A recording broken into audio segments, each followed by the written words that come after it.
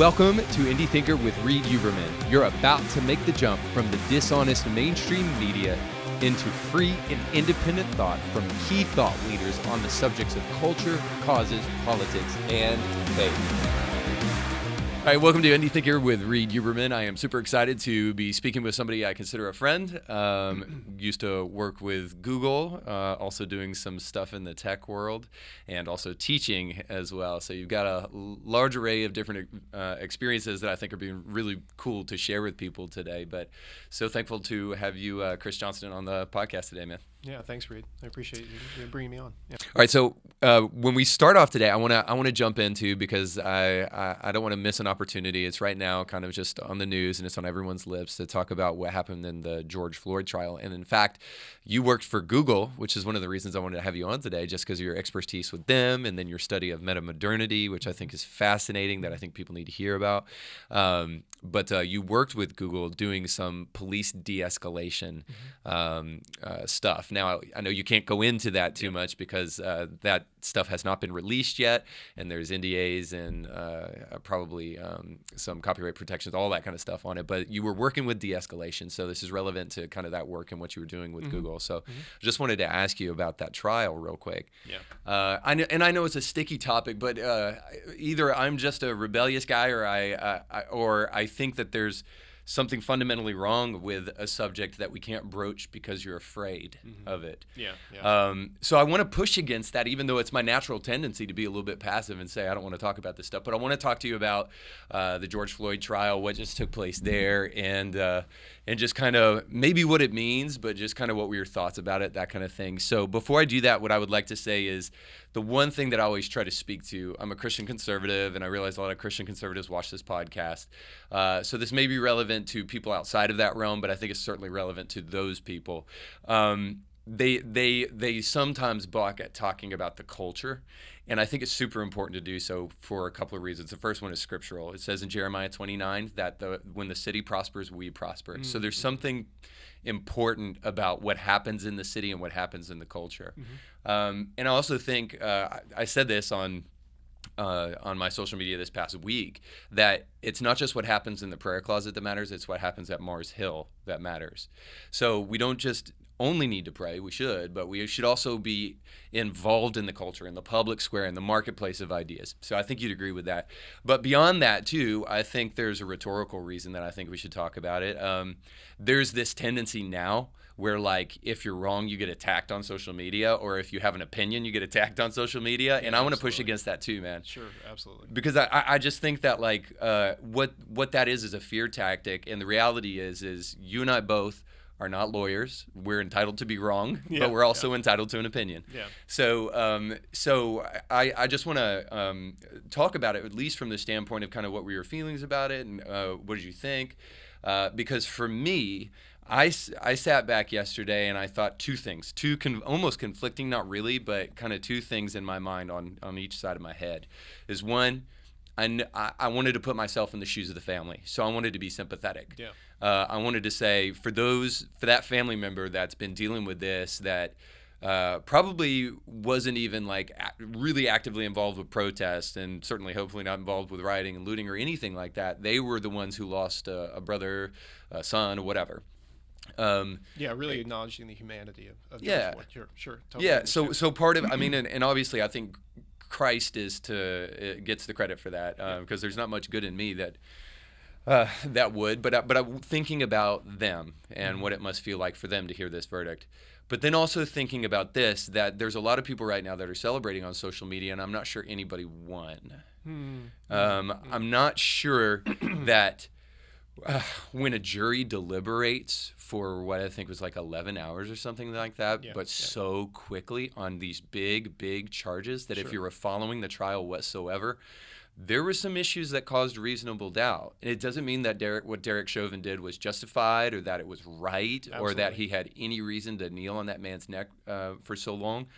But I mean, just for instance, in the trial, they brought up that Chauvin's knee was not on his neck the entire time, but it was actually on his shoulder blade, and that there was video evidence of this. And all I'm saying is that there was enough room for pause that when the verdict gets turned around so quickly in a trial like this that's so big, there's a part of me that wants to celebrate, especially for the family, but then there's a part of me that also says, what does this mean for jurisprudence in America if there's a chance? And if you're smart and an intellectually honest person, not smart, if you're an intellectually honest person, you got to ask that question. What does that mean for jurisprudence in America if the mob had anything to do with that? And I say mob, probably I shouldn't, but if the outcries for justice had any weight upon the jury. And I heard somebody say this, that if this trial is about the jury, if this trial is about the media, if this trial is about anything other than what took place, then something went wrong. So you had people even saying, like, you saw that video footage. We don't need to have a trial. Like, the day that that's true is a problem for America. So I'm just wondering about the implications. What were your kind of overall feelings? Well, I spoke with an employee that I have. Part of my job is that I'm part owner of an interactive design firm. And I spoke with an employee that I had, and one of my comments was yesterday after the verdict came in was, the United States right now, Minneapolis in particular, is Paris, and this is 1790s, and Chauvin is effectively Louis XVI. I think you have to sort of extract. I mean, I'm not trying to be on purpose. I'm not trying to sort of veil what my feelings are about that, but I do feel like our culture has fundamentally shifted towards an understanding of wanting to have justice based on consensus. And what we do is we try to sort of match our understanding of justice with what the general consensus is of the population. And that's a constantly shifting thing in our world these days. And that's actually a thing that ties in directly to who we are in these sort of postmodern, sort of metamodern sort of position, and broader kind of sort of conversations about humanity and human justice. Yeah, for sure. I think that's where we got to pause too and ask about the role of media and the way that they shape narratives and the way that they have an undeniable power on the American discourse and on the American public and their perception of things too. Yeah, absolutely. So all that stuff, man. I may not sound like it in our conversation today. I'm an incredibly optimistic person. I think. But all of that is a little bit. It's different for me because I don't feel like when you and I are about the same age when we were growing up, that was a concern. And maybe it always was, and we were just ignorant, whatever.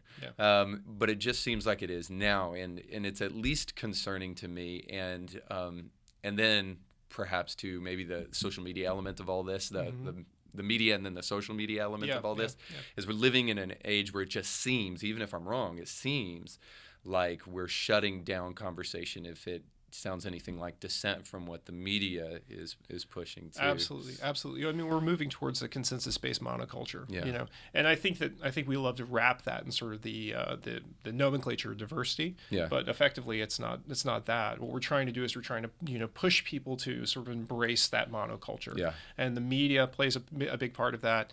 I love this. There's a cultural commentator that said, possibly if everything you say is in line with what the media, entertainment, big tech, and the government are saying, then maybe you're not the counterculture. And I'm like, that's absolutely true. And I think one of the difficult things for me in particular is that this is real. It's a real human rights. This is a real human rights issue. And this is something that we need to we need to work through. And we need to have discussions about this. And we live in a country that has an interesting and varied past, and these are things that we have to kind of have conversations about. And as this case has continued to grow, and as we've learned more information about this, we're looking for every single foible that everyone's ever had. We're trying to and we're exploding that, and we're saying like, oh, this is the thing that points to him being tied in this sort of larger systematic conspiracy, right, against this person, this victimized person, and rather than looking directly at the person and going, hey, this isn't the sin issue, this is a fallenness issue. We're looking at it and going, okay, well, I want to extract a sort of meta narrative out of this, right? And I want to apply this across the board to everyone who's interacting this way and this way. Yeah, and that's dangerous. And and all of these other outlets that are supposedly the arbiters of information are adopting that same position. then we're moving towards a monoculture very fast. Yeah, I guess I would say the reason I wanted to start this way is because it does beg the question, like, what does this say about our culture? Can we gain any insight as to where we are as a people based upon this case? And I want to be careful with that, because I want to be careful in the sense that when we have what seems to be, and if you listen to the rhetoric with some people who, especially on the left, what seems to be, this is justice if you do what we say, but it's not justice if things don't turn out the way that we want. Mm-hmm. That's a dangerous thing too. So I also don't want to make the same mistake of saying, the way this thing turned out, how much does that tell us about the culture? But I also think it's interesting to ask the questions. That makes sense? Yeah. Yeah. So so I think there is some things that we can glean from it, and certainly the one thing that I think we desperately need to do is make sure that we're conversating about it, having conversations about it. So with that being said, maybe not the case specifically, but just broadening it out a little bit. One of the things that I really wanted to have you on today is because you spent some significant time studying something called metamodernity. And perhaps you can segue into this case and what it says, and you already have a little bit about the modern day culture, but I thought this was super fascinating because I have this idea that I've been toying with, is that right now we're experiencing the grandchildren of postmodernity. And I think perhaps even before, even though postmodernity, and it depends on when you say it started, but postmodernity probably around the 70s is when it began and stuff, and then became more in vogue a little bit later. But I don't think it really had the social impact that it needed to have until it proliferated more. And I think right now we're experiencing the birth pains of postmodernity now setting into the culture.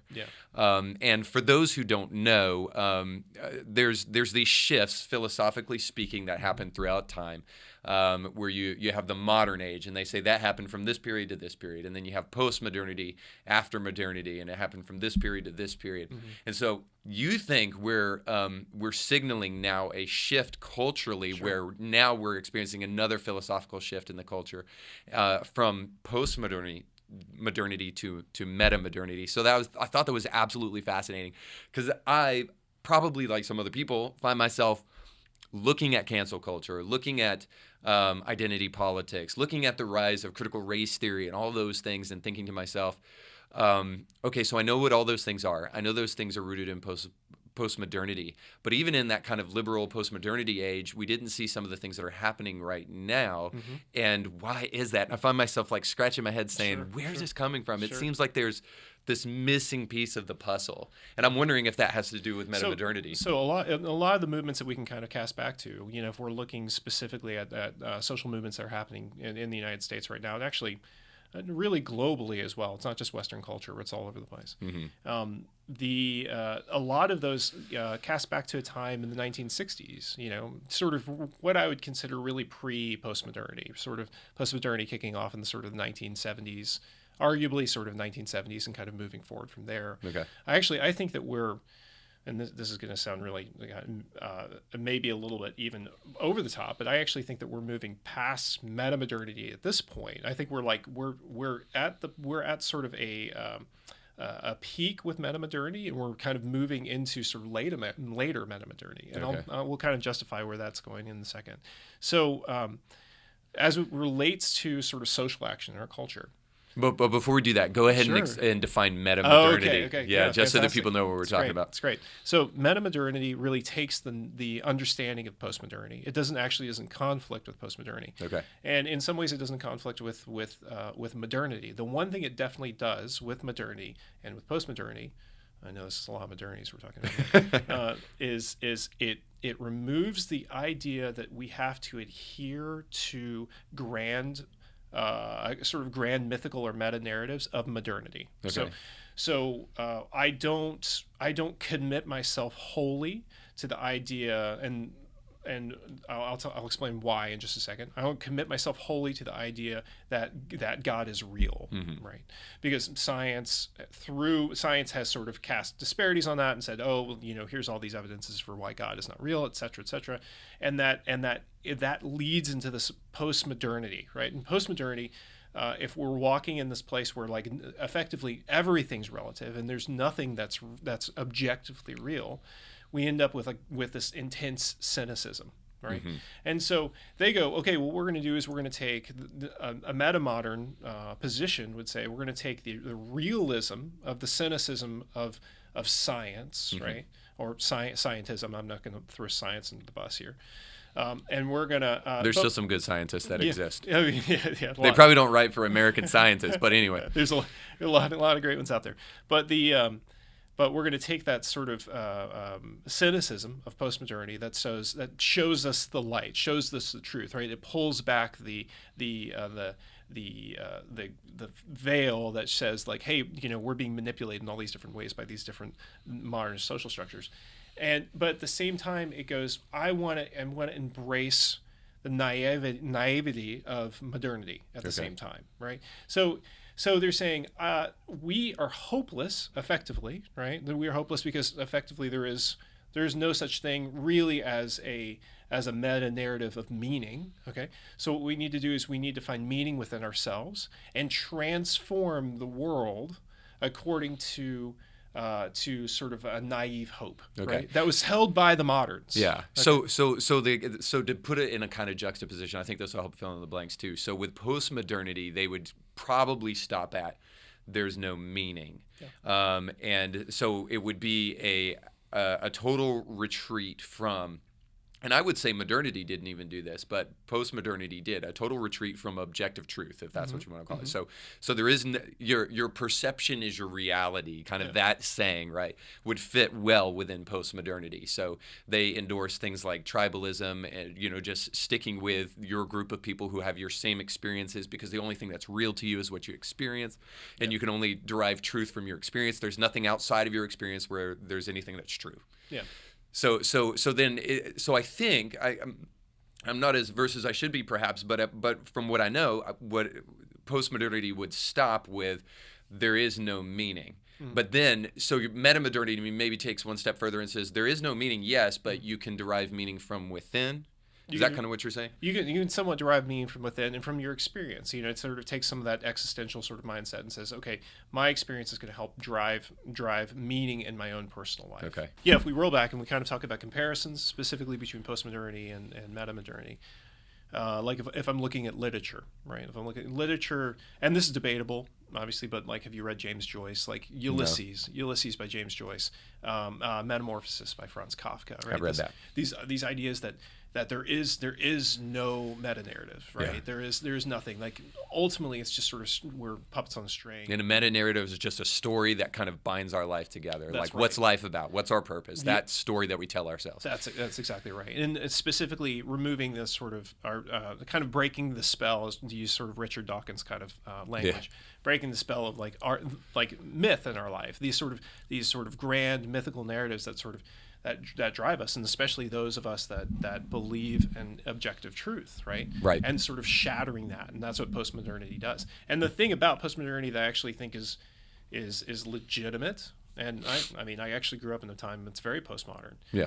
Is that it leads towards nihilism, right? It leads towards this rational futility, I think. Yeah, they may not even agree with that, but I think logically speaking, the logical, and of course they're probably going to disregard logic too, so that's how they can disregard it. Yeah. But logically speaking, it's ultimately going to lead to nihilism. Yeah. It's so that's why I said maybe they wouldn't even say this in the literature that there is no meaning and then just stop there, because they do kind of, postmodern philosophers do kind of derive meaning from your personal experience. But the reason I would say they stop there is because technically they do, because ultimately postmodernism, when you throw away truth as a category, I think ultimately you're going to find yourself at the dead end of nihilism, which for those who don't know, nihilism just basically means that there is no purpose, there is no meaning, there is no real existential value to anything. Mm-hmm, mm-hmm.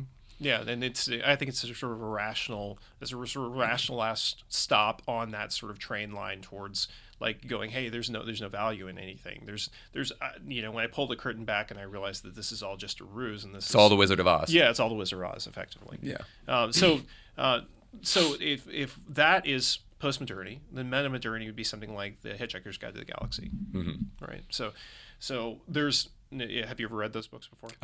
No. I hate to be like the cliche. I've seen the movie, but I haven't seen No, I haven't read the book. They're hilarious. Yeah. Hilarious. And actually, in some ways, it's one of my favorite books. But there's really no meaning behind anything. The Earth is destroyed to make space, to make this way for the sort of intergalactic highway system, and it just happens within the very first part of the book. But the book sort of unfolds as this like, hey, we're just going to get along, we're just going to get by. I'm going to create my meaning by jumping around doing these different things, and then you find out a little bit later that the Earth is just being manufactured anyway by this other planet manufacturing company, right? And it really sort of just, it pokes fun, and it says, okay, we're going to use sarcasm, right? And we're going to use irony to kind of really bring levity to the whole situation, right? There's no grand meta narrative anymore. So what I have to do is I just have to find meaning in my day-to-day existence, right? But the thing that's interesting about that is that it drives people to find meaning in things like community, find meaning in things like political transformation, right? And I think that that's where you end up with like a situation like our culture's shifting, right? When our culture's shifting really according to sort of communal political action based on consensus. Excuse me. And that, I mean, that's all based on sort of like this understanding that the people are trying to find meaning within this sort of meta-modern structure, right? Yeah.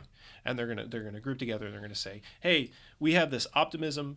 We realize that there's ultimately there may be nothing here, but we have this optimism towards driving forward because this is the best that we have, and this is the best that we can work with. Yeah. And that plays into not just political action. That plays into culture. It plays into tech. That plays into all these sort of different various fields. Yeah. So my biggest pushback against that, though, is okay. So fine, we find ourselves in metamodernity, and I don't wish to decry it completely, but just suffice.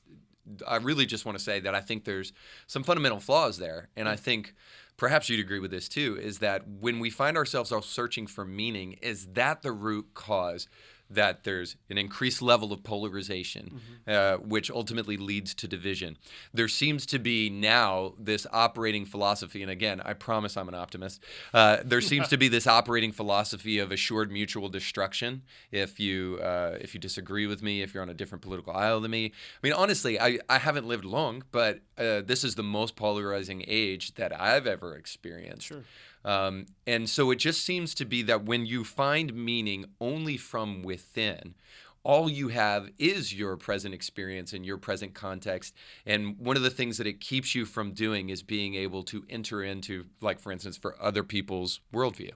So now we find ourselves chewing each other up and spitting each other out if you disagree with us, right? Yeah. And then you find us doing things like, as much as either of us, and it's even crazy that we have to justify this, as much as either of us would disagree with any type of sexual abuse, the idea that we should believe all women is absolutely nuts. It's ridiculous. Just based upon your experience, that we should believe all women, like all women, really?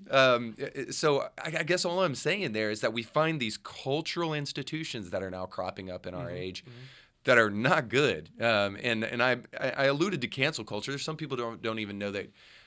Don't even agree that cancel culture exists. Well, just ask somebody like Kevin Hart, or just ask somebody like the girl that was writing for Teen Vogue that said something when she was 16 years old, and now at 30 she has to bow down to the gods at Teen Vogue and repent and lose her job in the process. But the thing is, if cancel culture is a way that you can refine from a progressive sense, you can refine culture for additional generations to come, right? Then that's something that somebody who's steeped in metamodernity is going to want to do. They're going to say, well, maybe my meaning is found in being able to kind of plant my flag here and then move forward. And so they see it. They might see it a little bit differently than. Well, if you ask me, that's a problem with subjectivism, because they're going to justify everything that they do as their truth. And that goes back to consensus. Yeah, right? That goes back to, and that consensus is constantly shifting back and forth. Yeah, absolutely. And it's interesting to me that too, this happens comes on the heels of what Douglas Murray. I don't know if you've ever read Douglas Murray or familiar with him, but love that guy. Yeah. Mainly because he's a useful tool for Christians like me. I'm just kidding. But it is interesting, the things he's saying, and the more you find people on the liberal left and not the increasingly illiberal left, he's a non-Christian. I would say he's agnostic, if not atheist. He's a homosexual, but he speaks out so very often on the importance and the purpose of Christianity in the West. I mean, he's just in an interview. As does Peterson. Yeah, Jordan, as does Jordan. And I would say Jordan's like, I mean, I don't know. I think I have my theories about why Jordan doesn't just come out and say he's a Christian. Sure. He may not truly be one, but I also think that the moment he does that, he may be shutting off an audience. Like, I struggle with this too. Like, the moment I just say this is a Christian podcast, then it's a podcast for Christians, and now I'm not reaching people. But I also don't want to hide the 8 ball, and I'm not going to lie about who I am just so that I can, reach a broader audience. So I don't know, but needless to say, my feeling with Peterson is that Peterson is actually really involved in metamodernity in particular, like in terms of like what he's teaching. In terms of what he's teaching, yeah. Okay. And listen, I think that we're all, to a degree, participants in metamodernity. If it's part of the culture, then it's inevitable. Yeah, I actually think that, and this is really sort of conjecture based on my studies, but I actually think that metamodernity for conservatives looks different than it does for people who are progressives. I think that people who are progressives look quite a bit more like what would be considered classic Epicureans, right? And then people who are conservatives end up embracing a more of a stoic sort of lifestyle, right? So what we're doing is we start. Let's push this up a little bit. Keep going. Yeah, sorry. Keep going. We start embracing these sort of micro sort of synthetic realities, and we get insular, right? And a lot of that conversation is being sponsored by social media. It's being sponsored by things like confirmation bias internally with us. And like within our friends, if we're picking and choosing the people that we're listening to, and I've actually seen it with secular conservatives who have driven more towards this like notion of stoicism, and this and secular progressives who are driven more towards this like issue, or more towards these feelings of Epicureanism, where like what I'm going to do is and really a true sense of Epicureanism, not necessarily hedonism, which is I think kind of a misnomer for Epicureanism, but this idea that effectively, let's drink and be happy because tomorrow we're going to die. Effectively, right? There's nothing to live for, and that's how they build meaning. So anyway, from going back to Jordan Peterson, I think that Jordan Peterson loves this idea of like embracing the myth. And I'm not saying myth that actually how can I explain this? I'm not saying the Bible is myth, right? But I'm using sort of the narrative function of the Bible. Using the myth of biblical structure and the biblical teaching, but at the same time still being somewhat still distancing himself from faith. Yeah. Right. Like this is a useful tool, and that's really central to that notion of metamodernity, right? That you're using the central useful tool of collective action, of myth, of these sort of grand narratives, but at the same time you're living in sort of a post-scientism state, right? Yeah. Where you're saying like, I still don't actually believe that due to rationality, and that's a really difficult thing. It's difficult to reconcile for people. I don't know if you heard one of his most recent podcasts where he was actually interviewing a bishop. I saw that, but I didn't see it. I saw that he was speaking to that guy. Yeah, and it was a really fascinating interview, and I really got a lot of good stuff out of that. But specifically, Peterson said, I'm really struggling with the sort of the way the Bible reads and what I understand about science, and so and I think the bishop he's speaking with is really a neat guy, very very well spoken on this issue. Said, we're really not reading Scripture as a scientific text necessarily, but what it does and what Scripture does is it reveals a real nature, right? And that's something that metamodernity, that's something that postmodernity, that's something that even modernity, post-enlightenment modernity. It can tell us a lot about who we are, but it doesn't have that special revelation that opens our hearts and opens our minds in the way that Scripture and the way that the work of the cross does. Well, I heard Peterson talking about some of this stuff too, and he was talking about when it doesn't happen often, but when the world, and I may mess up the terms, but when the world of the narrative and the world of the objective meet, which, by the way, I would almost wonder if he would say that that happens in the incarnation, because that's what, for Christian theologians, that is that moment of perichoresis of Christ, of the narrative function, the moral function of the Bible, becoming the reality of God here on this earth. I heard him talking about that, and then I saw him weeping about it. And then I heard him talking to Russell Brand too, who's an interesting dude, but then also saying Jesus is the ultimate mentor. So I don't know how you, maybe I just need to broaden my worldview. I don't know how you make those assertions. Maybe it's just because I'm so used to scientists and intellectuals like him bashing Christianity and not having any respect for it, that it's hard for me to make room for somebody that is just sympathetic to Christianity and not somebody that's either on the cusp or a believer.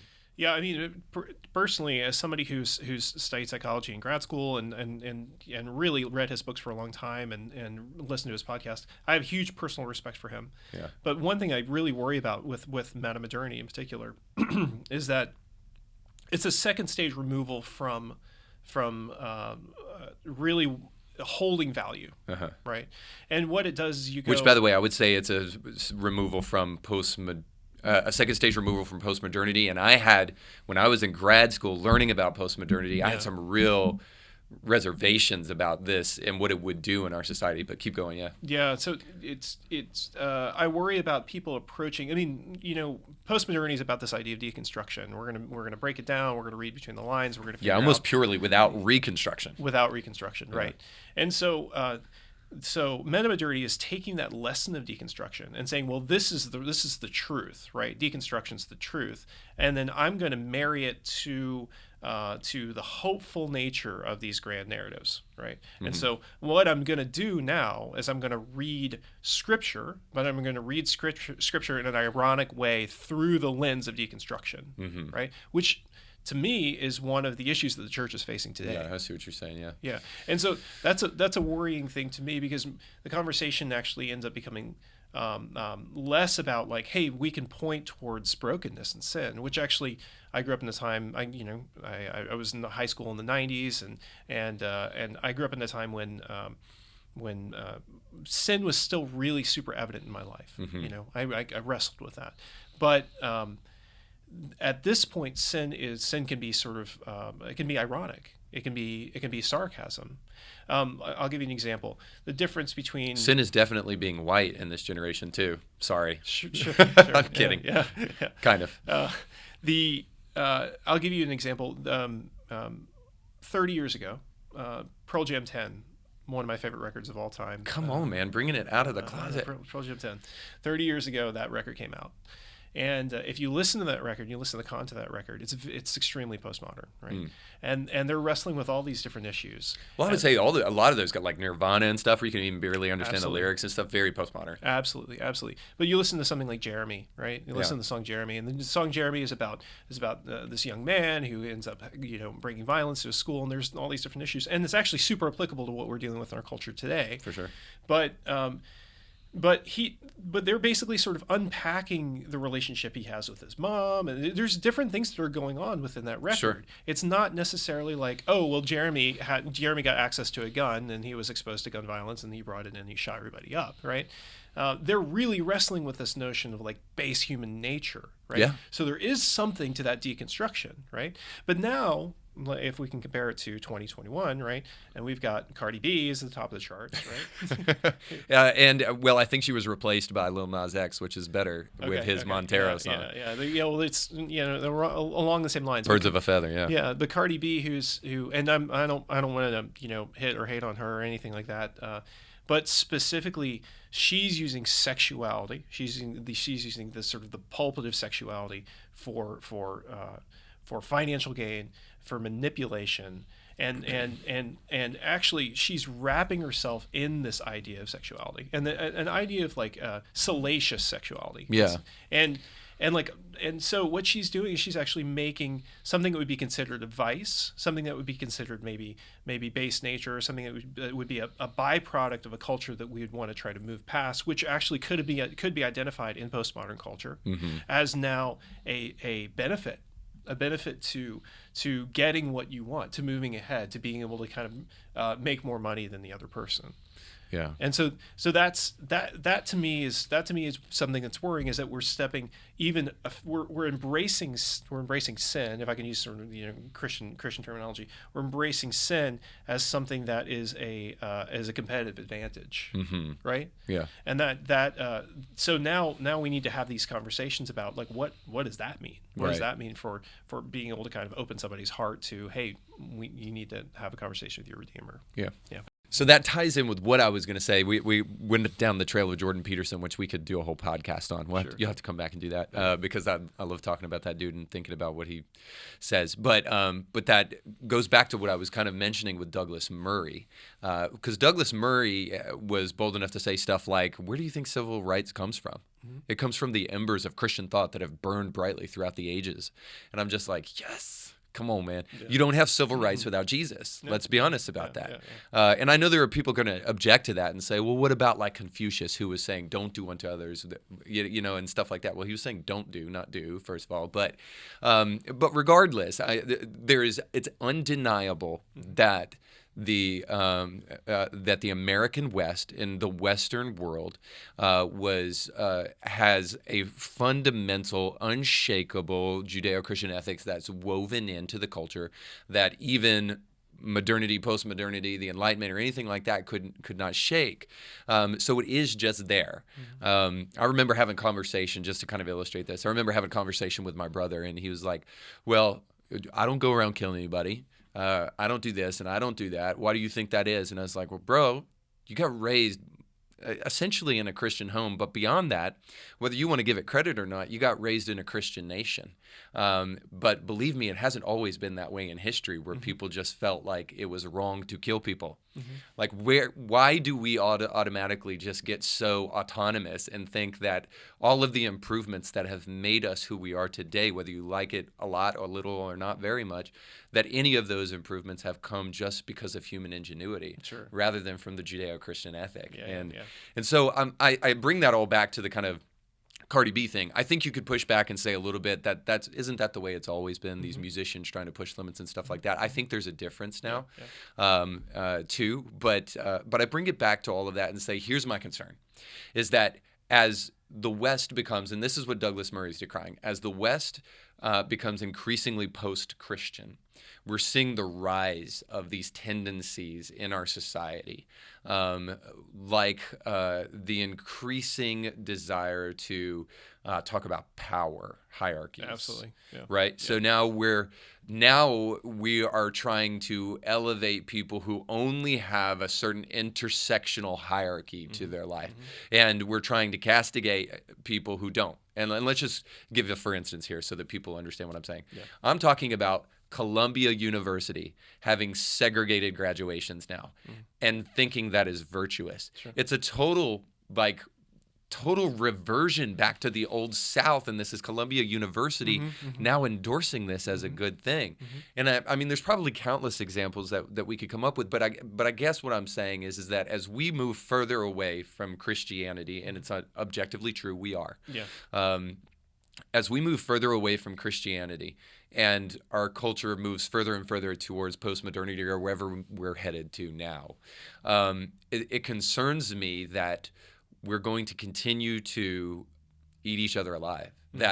Ultimately goes back to that idea of mutually assured destruction, or just this kind of cannibalism. And you almost see this too in the racial tensions that are happening right now in our society. Because now it's not even, if I can just be bold enough to say this, now it's not even about like bathrooms and water fountains that were clearly racist. Now we're calling a Georgia voter law racist that has absolutely zero racist things in it. Sure. Just because it has to do with voting and it has to do with restrictions.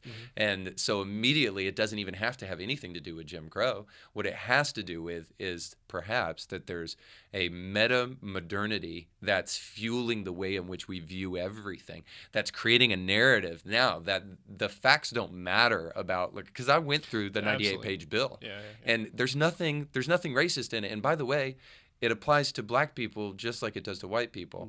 So I'm not using that as like some political thing that we need to get involved with. I'm using it as a way of trying to explain that it sure seems that as we move further and further away from Christianity, our culture is going to move further and further towards tension, division, and mutually assured destruction. Yeah. I agree. And I think that something you were touching on with this sort of idea of like a sort of micro-reality, or sort of synthetic realities we believe in. Yeah, or microaggressions. Microaggressions. It brings up a really good sort of idea of like the concept of the hyper reality and the concept of the synthetic reality, or something that's sort of grown out of metamodernity. And these are using information to sort of create our own realities. And we don't allow conflicting information to come in and to change those realities at this point, right? Yeah. And that is crucial. That's interesting. Yeah, that didn't used to always be that way.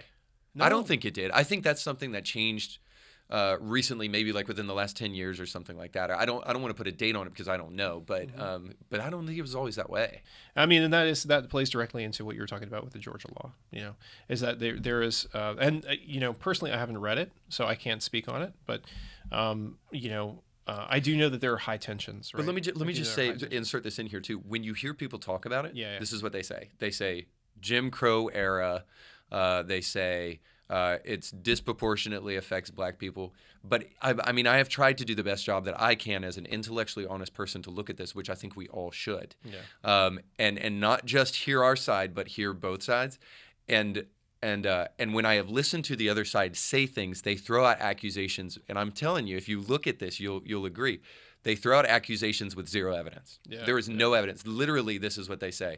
Well, you can't hand out water bottles. That's like that's the evidence for your racist, a strong racist assertion that's caused the MLB to take money out of Cobb County, which has a large minority population. That's your representative knowledge for calling a voter bill racist. It just seems like there's an ulterior motive there, if nothing else. But anyway, when you hear these opponents of that law talk about it, they only throw accusations, but give zero evidence to justify their claim. Yeah, well, you don't need to.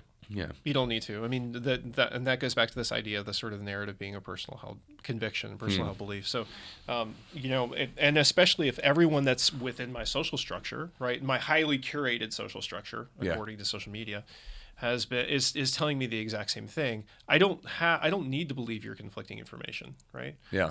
Because that doesn't align with maybe my 15 different fact lists that I can pull up.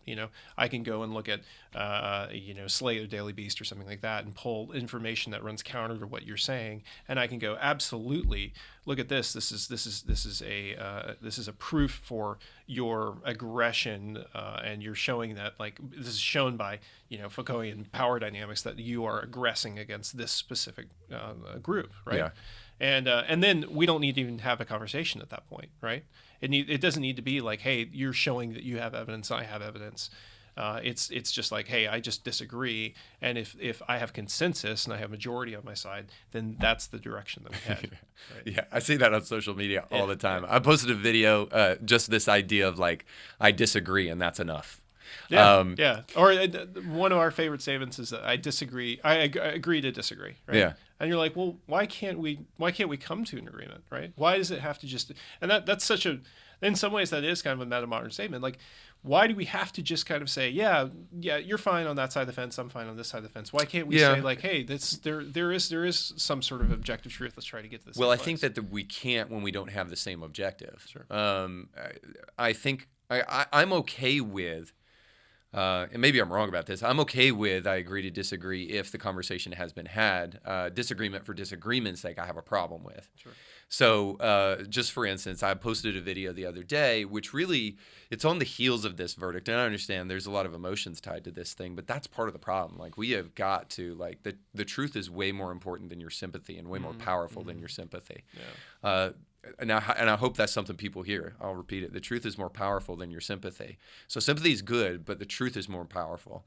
Anyway, I was just posting a video about just this idea of, like, we're sitting on pins and needles wondering if a riot's going to break out based upon this result of this trial with George Floyd. Sure.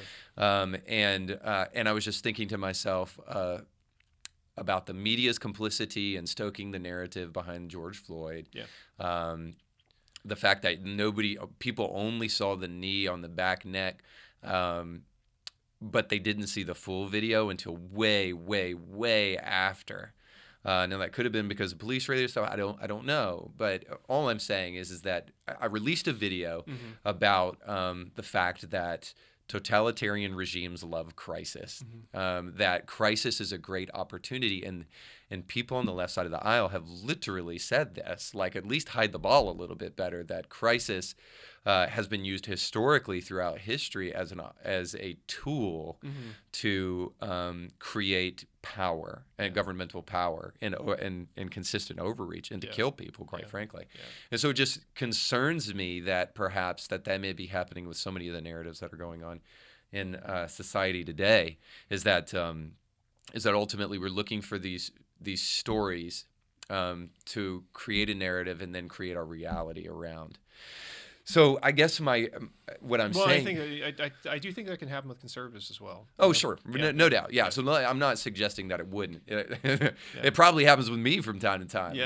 I'll be honest with you. I'm a man of conscience, so I question about whether or not I should release this video. But I thought it was thoughtful enough and needed to be talked about in the heels of this thing. But I'm only bringing that up just to say this: that somebody posted in the comments that so you're saying there's no such thing as racist cops, and I was just thinking, okay, I always wonder about who to respond to and who not to respond to, and that comment was so ridiculous that I just didn't respond to it, because the video has nothing to do with whether or not there's racist cops. Of course there is. Sure. There's racist everything. There's now the statistics about that are so low that we need to have a conversation about that, but the video had nothing to do with that. Yeah. So this idea of disagreement being enough, you definitely see it on social media all the time. He didn't even need to watch the video to come up with that ridiculous response, which he probably didn't, but needed to respond to it for one reason or another. But I guess this is what I'm after, is that if metamodernity is behind some of the things that are most negative about our culture, and Christianity was behind, which I think is a really strong assertion, but I'm going to make it anyway, was behind so much of what was good in our society. Even though Christians screwed things up, there's blood on the hands of Christians throughout history too. I'm not trying to be, I'm not trying to cherry pick or trying to look with rose-colored glasses. All I'm saying is that I wonder about the end result of metamodernity. If our present is any indication of our future, where is that going to lead us? So, this is interesting. So I've been kind of gaming this out. Like, where do we go with this? Yeah. I think we could very easily lead towards a system of tribalism with after metamodernity. Like, I think if metamodernity continues to kind of head in direction, I think, especially with the way that people kind of adopt loyalties, I think we could end up with some sort of, and this sounds super sci-fi, but some sort of like loyalistic system that's connected to commercial interests. You know, this sounds bizarre, but sort of Appleville and sort of, you know, Google Town kind of thing. You know, we live in the COVID passport. I'm just kidding. The COVID passport.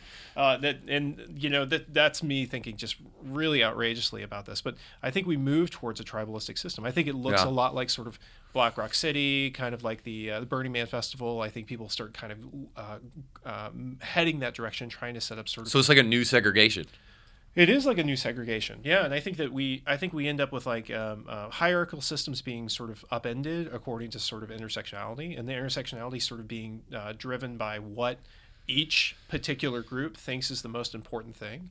And I think it can even happen. I mean, I see it even with sort of conservative friends I have conversations with that have moved startlingly in some ways away, like towards QAnon or towards And I know I know people argue that that's not necessarily the right term for it or whatnot, but QAnon or other groups that are out there that may be more active in sort of militia, or they're separatists in the same sort of way. They're buying into a narrative that says that Christ is not on the throne, right? That Christ is not on the throne, and that ultimately we're all on our own here, right? And I think that if we were talking about like an actual sort of solution, and what where Christians could be here, is that we need to we need to hold orthodoxy in one hand. From my standpoint, we need to hold orthodoxy in one hand, and we need to hold grace in the other hand. And we need to be in strong community, and we need to be both reaching out to other people, but at the same time living according to the faith that we know, we understand, we read literally, right? And holding on to objective truth. Because objective truth is going to be a thing that's super passé. You talking about segregated society and stuff makes me think about this, that I wonder if that has not increased a sense of loneliness and it's certainly caused people to retreat into their corners. Absolutely. It's left, I think, more room for the middle, quite frankly. This is a great time to actually try to find middle ground if we can find people who are truly willing to do it. But needless to say, that kind of tribalism causes people to segregate themselves, isolate themselves.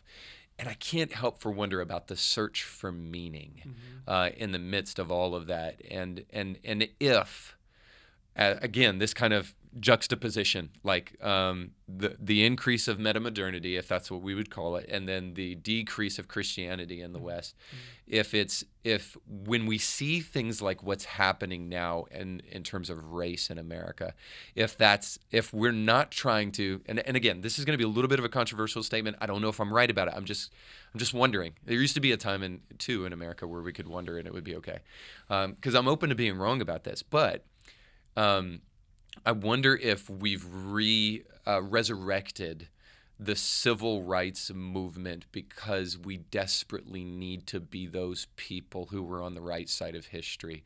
And we're looking for a cause to pioneer because as we've increasingly isolated ourselves, we've drawn meaning away from our lives, and we're lonelier than ever before. We're searching for meaning. We want ourselves to matter. I think social media, too, has compounded this in terms of it's just like, we need to be liked. We need to have something that makes us worthwhile. And when you take Jesus out of the picture, now you've taken transcendent meaning out. And so now we have to do things like resurrect civil rights and pretend that we haven't made any progress since the Jim Crow era of the United States, and pretend that things not only have not made progress, but that like racism is rare. It's rare to the point where now, I mean, I hate to bring this up, but it's rare to the point where people are having to invent it. Like they're having to say, they're having to create racist events that didn't actually happen in order to find racism, because we're all searching for meaning in one way or another. And if we don't find transcendent meaning, I think we'll kill each other to get it. I mean, I think that we have fundamental issues we have to work out. Yeah, I think we do, and I think that we've got.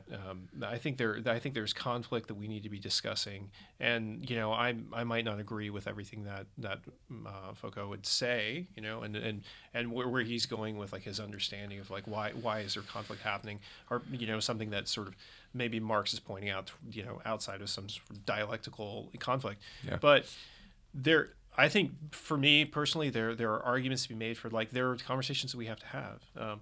I wouldn't go so far as to say that like we are living in a post-racist world. I think you're right. I think it's a lot. I didn't say that because I don't think that's true. I don't think it's ever going to be solved. But there's okay. I'll jump back into that too. I definitely wouldn't say that that's where you're going with it. But I hear that argument from time to time. Really? Yeah. I think that's crazy. Yeah, I think it's crazy. We'll jump back on that train, but there's another like Jesus reason for that too. Yeah. But to me, the conversation really needs to be about Christ. Yeah. It needs to be about Christ. It needs to be about understanding sin and the wages of sin. And fundamentally, meaning is not coming through. And I think that people are searching for these things because they are looking for that collective action, right? Right. They're looking for if we go back to Marx and we go back to sort of the understanding of of sort of the social state. The social state, sort of people coming together. They're creating a workers paradise, workers utopia, in order to kind of move forward for the good of all of mankind, right? They're going to flatten the system out so that everyone is equal, equity, effectively. Yep. And that doesn't create meaning. That doesn't create meaning. What creates meaning is interaction with your heavenly Father, right? And I think this is a thing that like. But throw this in there too. How are we going to get back to that if metamodernity is pushing us further away from Christianity? Well, I think that I think Paul spoke to ancient metamoderns, right? I think that he spoke to Stoics and he spoke to Epicureans, and he was identifying the unknown God, and he's going and he's speaking the gospel truth and just having this engaging conversation with these guys, and there were people that believed. Now I want to throw this in here too. Yeah. So because I was talking about the prayer closet in Mars Hill at the beginning of this whole thing, what's interesting to me, now obviously I would never advocate for not preaching the death, burial, and resurrection of Jesus. But what's interesting to me is that he did cater the message to people on Mars Hill. See, I think this is an important point because I think that we'll lose people if we try the same old methods that we've always tried. And I'm a little bit more traditional in that I believe the medium is the message. That people say, well, you got to change the package, but it's what's inside that counts. Well, I believe that the medium matters too. So what I'm not saying is that we pervert the truth or we just change the truth or anything like that based upon the audience. What I am saying is that what we may find in this generation as we move further away from Christ and further away from Christianity is that we may find ourselves having to start with the unknown God, the statue of the unknown God. Absolutely. And we may have to start with a theistic argument that help people understand, like, hey, this is why God matters. Yeah. And then once they get that, and see, this is the important thing though here is that people may even agree or disagree, but they can't disagree with this, that this is why we need educated Christians who are in the marketplace. And only by educated, I simply mean Christians who are equipping themselves to do what the scripture says, to be ready in season and out of season, to give an answer for the faith that you have, cultural apologetics like Paul was doing on Mars Hill, to be able to create that theistic argument so that then therefore you can use that as a platform to then talk about the death, burial, and resurrection of Jesus. This is why I'm doing this podcast. I'm not doing it because I think I'm politically smart or I think that I have the right to wade in on any issue, controversial or not. I'm doing it because we have to change the way in which we're approaching the proclamation of the gospel, and we have to do it within the marketplace of ideas. I think you're absolutely right. Yeah, and I think that Paul did that. And I think that we need to follow suit in doing that as well. And we need to have these conversations. I do think that eventually, if we were to move, and this is gloom and doom, and going back to this sort of a futuristic scenario, I think if we head in this direction, we head towards tribalism, people begin to become increasingly disenchanted with sort of the modernist sort of structures of politics, of science, and things like that, and they start grouping together according to the identities that they feel like they've made for themselves. I think that people will start to realize that there is no new utopia, right? That's a good point. It might not be a Jonestown type of situation. I hope not. Hopefully not. But that's when Christian community, and that's when we need to be open and we need to be ready to have conversations because sin and death find us. So it doesn't matter how deep you are into any specific worldview or lifestyle. Sin and death will find you there. Yeah. At some point, if you're intellectually honest, your eyes will roll back and you'll go, "Oh, wow, this is different than what I was expecting." And I think specifically for people that live within metamodernity, which we're talking.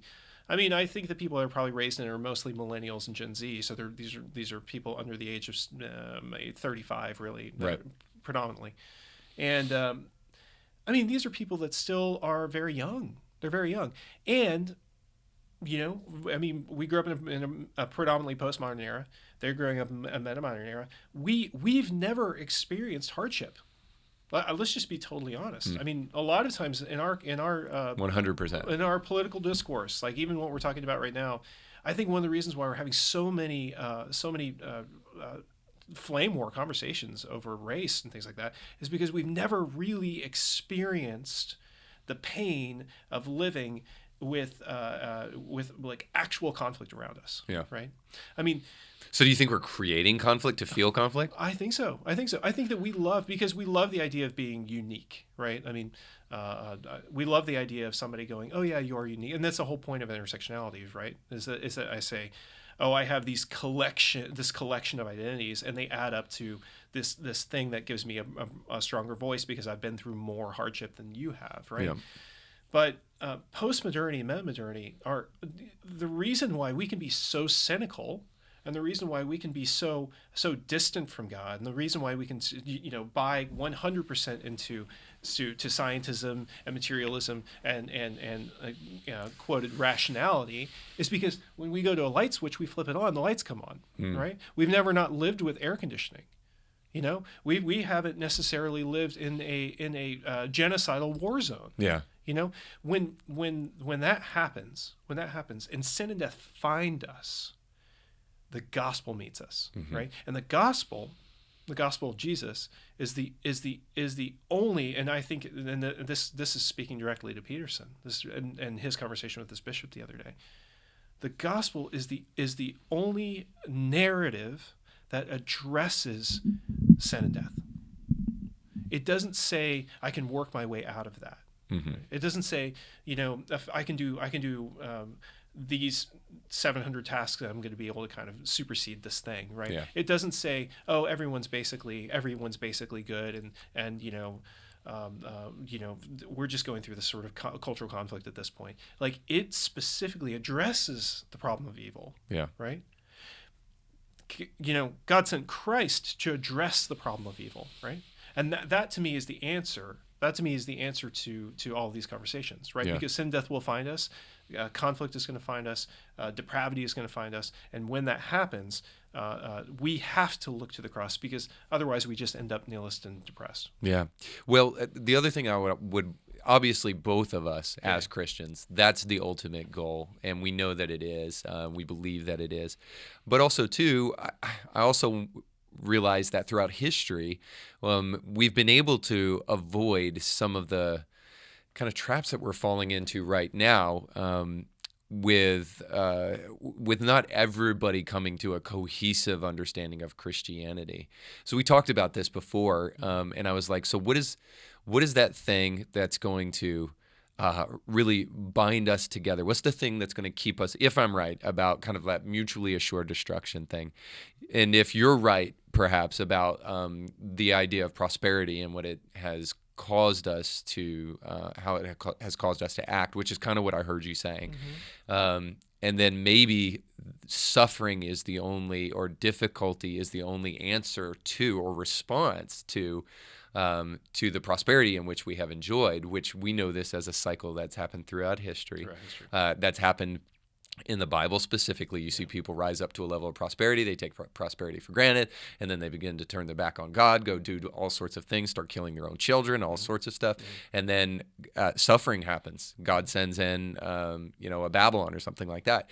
And so you see this cyclical nature, and maybe we're just in this cycle, and we're starting to see the cycle turn, and that's what's causing some of us to be like, whoa, hey, things are changing here. This isn't what it used to be.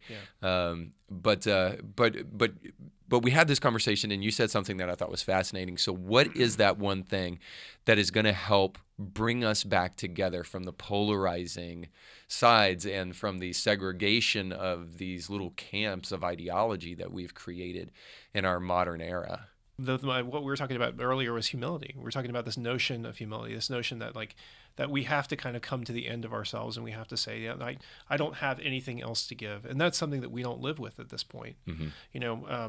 Going back to this notion, or going back to the idea of postmodernity and metamodernity, we are the quintessential sort of picky eaters at the end of like a very prosperous family, right? And we are dissecting all of these different things, and we're saying, well, I want a little bit of this, I want a little bit of that, but we have no humility whatsoever. And that's why I was saying about sin and death. Sin and death will find us out, and when that happens, we have to step into a place of humility and go, yes, we're wrong. We're wrong. We recognize that we're wrong. And I don't know if we want to kind of take that full circle and you really talk about maybe not necessarily political response. What's the believing response, if we're talking about in the most humble terms that we can, without sort of feigning humility? Like, what's the response that we feel like we should seek for understanding, like, the Chauvin trial? Like, I don't know, what's your thought on that? in terms of what we should, what humility looks like looking at that trial. The lens of humility. Yeah, I think it says. I don't know. I want to be careful with this because I think it says what I said, which would be the opposite of humility. No, I think it says we need to be honest about this.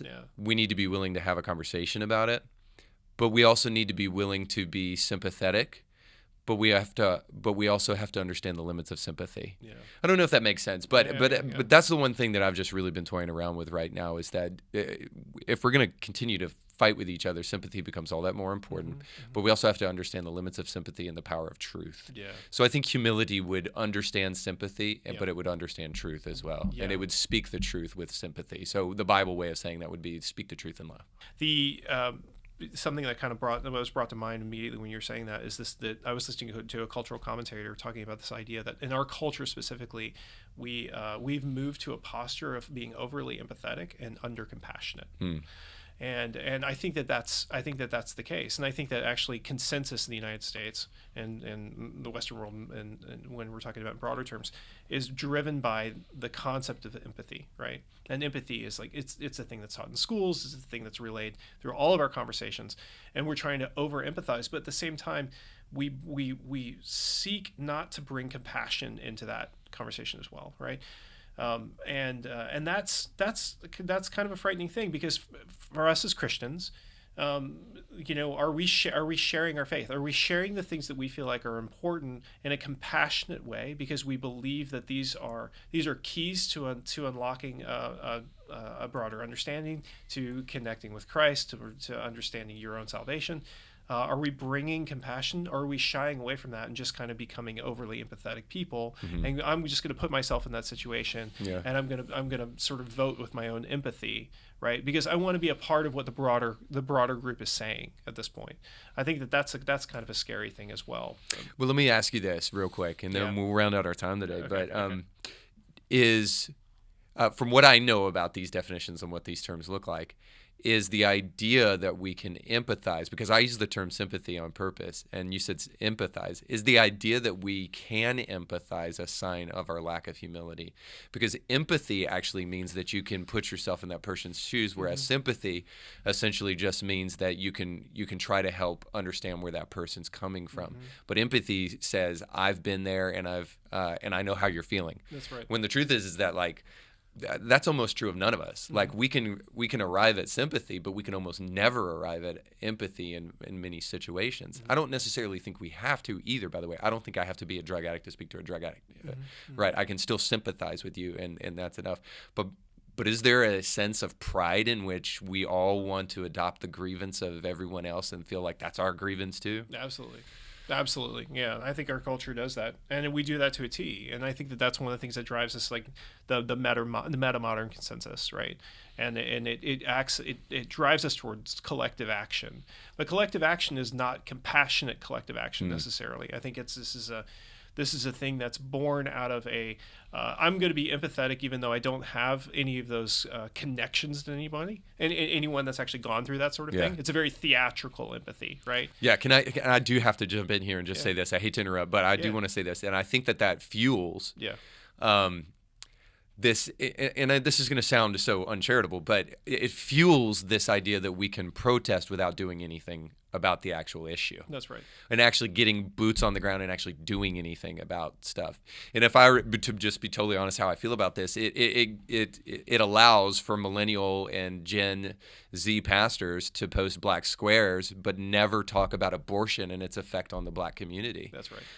It causes us to talk a lot about stuff but not actually really do the work. Yeah. Well, I mean, I think that's a great example. Our culture is really transforming a lot of churches. It's transforming the culture within a church because we are in this place where we're trying to empathize with every single social action that's going on within culture. And yet we're really scared about having these honest conversations about salvation, for instance, right? And I know I keep bringing it back to salvation. It's just, to me, the unlocking of these worldviews is facing your own sinfulness, right? It's passing through that crucible of humility, of being humbled, right? And then it's asking for salvation and walking through this. But in reality, if we're believers and we believe that what Scripture says is objectively true, and that we actually do need Christ as a Redeemer, and we may be empathizing with somebody, but if they haven't accepted Christ, then I mean we're basically we're watching them get hit by a bus and just empathizing with the situation. Yeah. Right. And it's really interesting how we're so willing to be a vocal participant in when it comes to just general cultural consensus, because we want to blend in. But when it comes to actually, really committing ourselves to being compassionate and saying, hey, I'm gonna stand in the gap. That person that you may have a great relationship with, that is not a believer. I'm not gonna call them. I'm not gonna risk my friendship or save face or whatever, because I don't want to make them feel uncomfortable with this conversation. Right. That is how we get further and further and further away from the gospel. That is why there are whole generations of people that believe that Scripture is just sort of a grand mythical meta narrative that they can read through a deconstructed, sarcastic lens. Yeah. Right. And they don't actually have to wrestle with that, because ultimately all it is sort of it's just a long list of platitudes and conjecture, and I can look at it and I can throw, I can basically respond to it with like emojis and memes, and it doesn't really matter to me, right? And the second that it intersects with what I understand as rational, I can just throw it in the trash. Yeah. But if we really care, and we're really compassionate, I think we need to be speaking to people who we would consider as marginalized communities, and with love, and embracing them as brothers and sisters, and connecting with that in a real relevant way that Christ taught us to do this. And I think that we're sort of shirking that responsibility personally. Yeah. So perhaps that's where we can end on like a positive note, because I think if inevitably we're going to have to experience the repercussions of a post-Christian era, the rise of metamodernity, and like I said, whatever may come next, and we'll see those reverberations. And if suffering does come as a result of those things, we start to realize that we've taken our prosperity for granted, and maybe even created conflict because we didn't have any to speak of. Perhaps that leads us to a good place.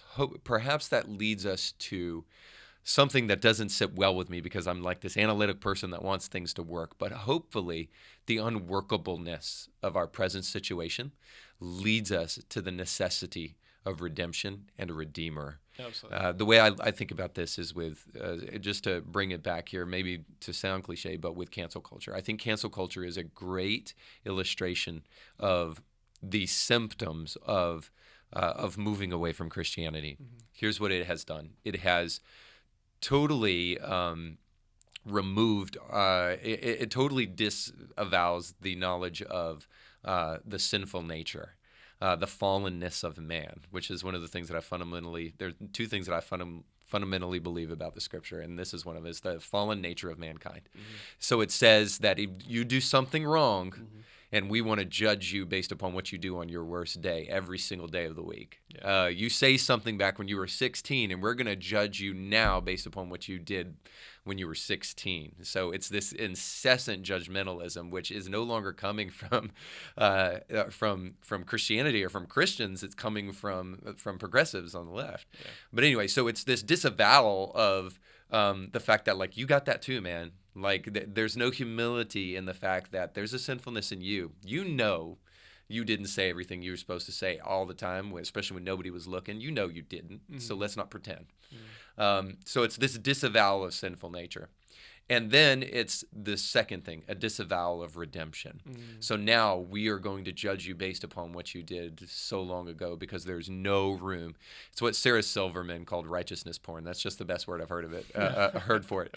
But there's no room for progression. There's no room for, hey, we recognize all of us are fallen, but we can change. We can all change. Let's be Rocky and Rocky IV. You change, I can change. We can all change. But yeah, change comes hard. But the reality is that that's the beauty of Christianity, is that Christianity acknowledges a baseline fact. we're fallen. But then it also comes over here and says, but yet there's hope. And perhaps the more we understand the unworkable solution we're in, people are going to start going back to the things that they had taken for granted so long ago. Yeah, I agree. I hope that's the case anyway. I agree. I do think that cancel culture ends up becoming reductivist, really, I mean, it has to. It's deconstructing everyone's lives. We're heading in this direction, and I think the thing that people might not realize about this is that it comes for everyone. Yeah. Eventually, and maybe that's what we need. Maybe we need the beast that we're creating to come for all of us. Maybe that's what we need to to open our eyes to the fact that we are actually all fallen and we actually all deserve death. Yeah. It's not just a police officer who really used serious excessive force and did some things that I find really repellent. Yeah. To anybody a man watching that led it would. toward his death. I mean, personally, I feel like the verdict was deserving. Was deserved. But at the same time, we all deserve that verdict. We all do.